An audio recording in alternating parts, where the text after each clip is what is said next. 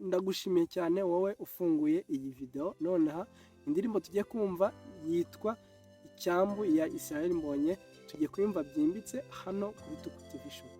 Utarakora subscribe rero nicyo gihe, ni nako kanya kugira ngo ukore subscribe, kugira ngo ukomeze kudushyigikira, kugira ngo nanone video zose tuzadushyira aha kuri YouTube channel uzajye uzibona mu bambere, ariko uruhare runini warukoze rwo kudushyigikira.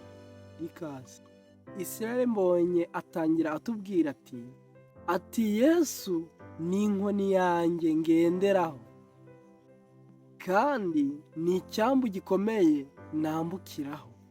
Ati Yesu ni inkoni yanjye ngenderaho, kandi ni icyambu gikomeye cyane ngewe nambukiraho.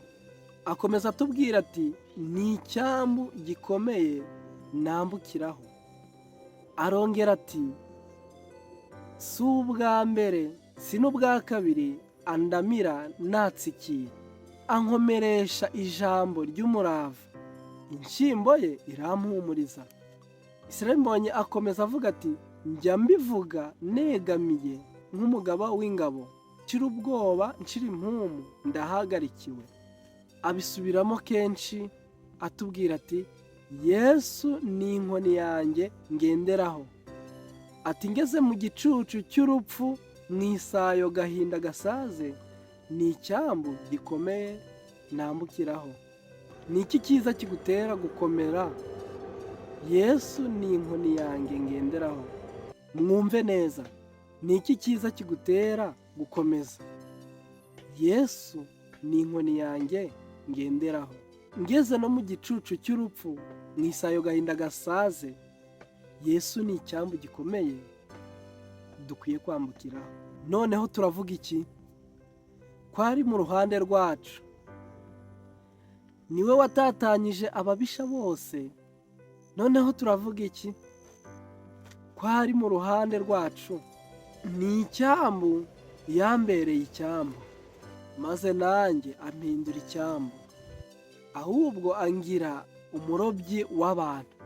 Ni icyambu yambereye icyambu, maze nanjye ampindura icyambu, angira umurobyi w'abantu.